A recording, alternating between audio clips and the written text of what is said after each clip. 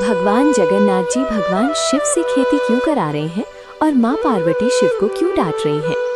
कैलाश पर्वत पर एक दिन शंकर भगवान ध्यान से उठे ही थे कि सामने माँ पार्वती खड़ी थी। कमर पर हाथ, चेहरे पर वही भाव जिसे देखकर समझ आ जाए कि आज सवाल जरूर पूछेंगी।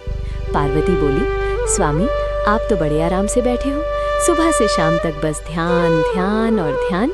इधर घर में चूल्हा जलाना, पानी भरना, बच्चों को देखना सब मैं ही कर रही हूँ। आप कभी ये भी सोचा करो कि घर कैसे चलेगा? भगवान शंकर मुस्कुराते हुए बोले, अरे देवी, भांग और भस्म में भी गुजारा हो जाता है। पार्वती बोली, मुझे भांग नहीं अनाज चाहिए, बच्चों को भस्म नहीं रोटी चाहिए। भोलेनाथ थोड़ा मुस्कुराए और बोले, तो बताओ क्या करूं? पार्वती बोली, कुछ भी करो लेकिन इस बार खाली हाथ मत आना, खेती कर लो, कुछ काम कर लो। भगवान शंकर ने तुरंत हाँ कर दिए। तभी नंदी पास आए और बोला, प्रभु पुरी वाले जगन्नाथ बड़े चतुर हैं। शंकर जी हंस पड़े, बोले जो होगा देखा जाएगा, और फिर नंदी के साथ निकल पड़े। सीधे जगन्नाथ की नगरी की ओर चल दिए। वृंदावन पहुंचते ही भगवान शंकर ने डमरू बजाया। डमरू की आवाज गली गली में गूंज उठी। उधर जगन्नाथ घर में बैठे माखन खा रहे थे। आवाज सुनी तो बोले, लगता है आज कोई मेहमान आया है। दरवाजा खोला तो सामने भोलेनाथ खड़े थे। जगन्नाथ तुरंत हाथ जोड़कर बोले, अरे भोलेनाथ, आप खुद आ गए, मुझे बुला लेते मैं ही चला आता। शंकर जी बोले, अरे छोड़ो, एक काम से आया हूँ। जगन्नाथ मुस्कुरा दिए, काम बताइए, आज क्या लीला है? शंकर जी बोले, पार्वती ने कहा है कुछ कमा कर लाओ, तो सोचा तुम्हारे खेत में खेती कर लो। जगन्नाथ मुस्कुराकर बोले, अरे वाह, हमारे खेत में भगवान खेती करेंगे, इससे अच्छा क्या होगा? फिर हंसते हुए बोले, बस एक शर्त है। शंकर जी बोले, जो कहना है कहो। जगन्नाथ जी बोले, खेती में जो भी आप बोओगे मैं वही करूंगा, लेकिन ऊपर की फसल मेरी। भोलेनाथ बोले, ठीक है मंजूर। जगन्नाथ मन ही मन मुस्कुराते और बोले, तो फिर आलू बोइए। भोलेनाथ खुश होकर नंदी के साथ खेत में लग गए, जैसे बरसों से यही काम करते आए हों। भोलेनाथ ने नंदी को आगे लगाया और खुद हल पकड़ लिया। खेत में उतरते ही बोले, अरे नंदी, लगता है ये काम ध्यान से ज्यादा मेहनत वाला है। नंदी मन ही मन मुस्कुराए। भगवान शंकर पूरे मन से खेत जोतने लगे, कभी धूप कभी मिट्टी, लेकिन भोलेनाथ को मजा आ रहा था। कुछ दिन में खेत हरा भरा हो गया, आलू की फसल खूब जम गई। जब समय आया तो शंकर जी ने जगन्नाथ से कहा, देखो फसल तैयार है। जगन्नाथ बोले, हाँ जैसे तय हुआ था, ऊपर की फसल आपकी। भोलेनाथ ने बिना सोचे समझे आलू के ऊपर की हरी पत्तियां काटी, गठरी बनाई और नंदी की पीठ पर लादकर कैलाश की ओर चल पड़े। रास्ते भर बड़े खुश थे, बोले आज पार्वती देखेगी कि खेती कैसी होती है। कैलाश पहुंचकर उन्होंने बड़ी खुशी से गठरी माँ पार्वती को दे दी। पार्वती ने जैसे ही गठरी खोली, अंदर सिर्फ पत्ते ही पत्ते निकले। वो हैरान रह गई, बोली, स्वामी ये क्या है, इसमें खाने को नहीं है? भोलेनाथ बोले, मैंने तो वही किया जो तय हुआ था, ऊपर की फसल लेकर आया हूँ। पार्वती ने माथा पकड़ लिया। माँ पार्वती ने पत्तों की गठरी एक तरफ रखी और बोली, स्वामी इन पत्तों का मैं क्या करूँ? ना सब्जी बने ना रोटी। भोलेनाथ थोड़ा सोच में पड़ गए, बोले, तो अब क्या करूं? पार्वती बोली, दोबारा जाओ और इस बार नीचे की फसल मांगना। भोलेनाथ ने सिर हिलाया, ठीक है। नंदी फिर से उनके साथ चल दिए। रास्ते में नंदी बोला, प्रभु मैंने कहा था ना जगन्नाथ सीधा खेल नहीं खेलता। शंकर जी हंस पड़े, अब की बार देखना, मैं भी समझदारी से बोलूंगा। वृंदावन पहुंचकर फिर डमरू बजाया। जगन्नाथ ने दरवाजा खोला और बोले, अरे भोलेनाथ, इतनी जल्दी आए? शंकर जी बोले, हाँ एक बार फिर खेती करनी है। जगन्नाथ मुस्कुराए, कोई बात नहीं, इस बार क्या शर्त है? शंकर जी बोले, अब नीचे की फसल मेरी होगी। जगन्नाथ तुरंत बोले, मंजूर है, इस बार बाजरा बोइए। भोलेनाथ बोले, ठीक है, और फिर नंदी के साथ खेत में लग गए, पूरे भरोसे के साथ। इस बार भगवान शंकर पहले से ज्यादा जोश में थे, बोले, अब की बार पार्वती खाली हाथ नहीं रहेगी। नंदी को आगे किया, हल उठाया और खेत जोतने लग गए।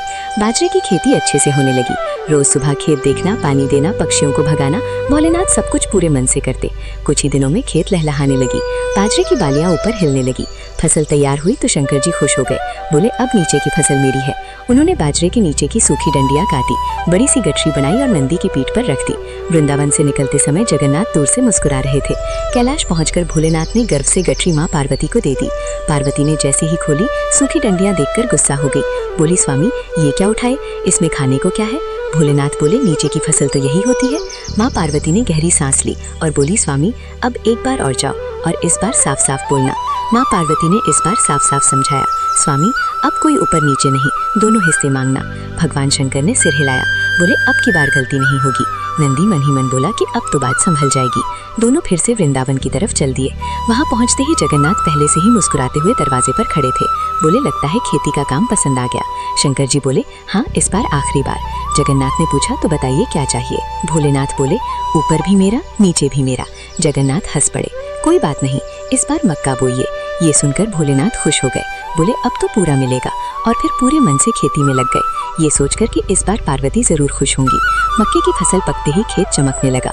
भगवान शंकर नंदी के साथ पहुंचे और बोले, आज तो सब कुछ मेरा है। तभी सामने से जगन्नाथ आए, साथ में यशोदा मैया भी। जगन्नाथ हंसकर बोले, जैसा तय हुआ था, बीच का हिस्सा हम रखेंगे। भोलेनाथ थोड़ा चौंके, लेकिन बात हो चुकी थी।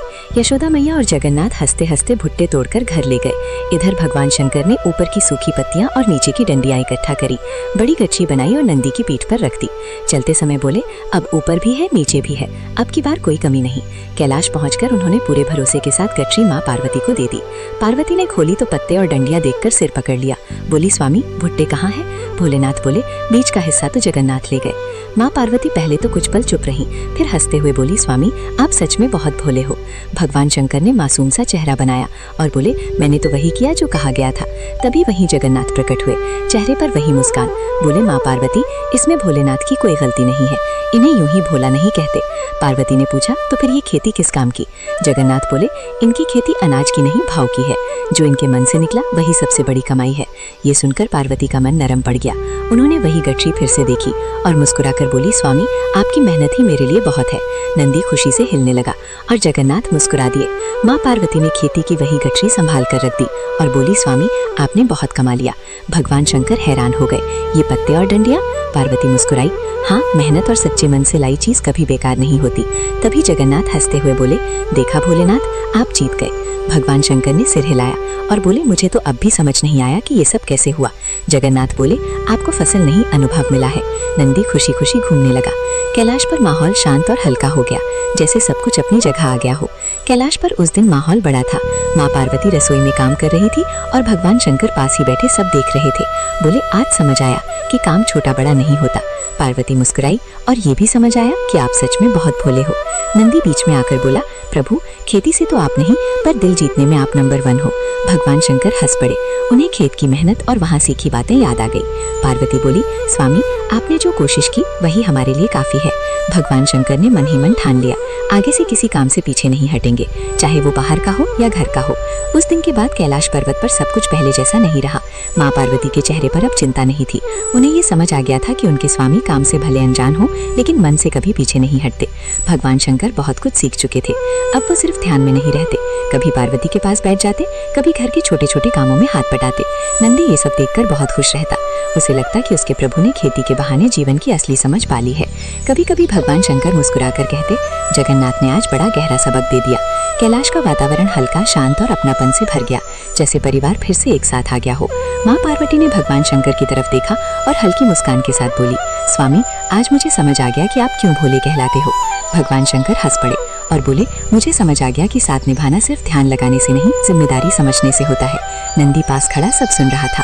वो खुशी में अपनी पूंछ हिला रहा था, जैसे कह रहा हो, आज सब ठीक हो गया। दूरपुरी में जगन्नाथ मुस्कुरा रहे थे। उनकी लीला पूरी हो चुकी थी। उस खेती से घर में अनाज नहीं आया, लेकिन घर में अपनापन आ गया। पार्वती को भरोसा मिल गया। आप लोग हमारे चैनल को सब्सक्राइब कर लो, जल्दी जाकर सब्सक्राइब करो।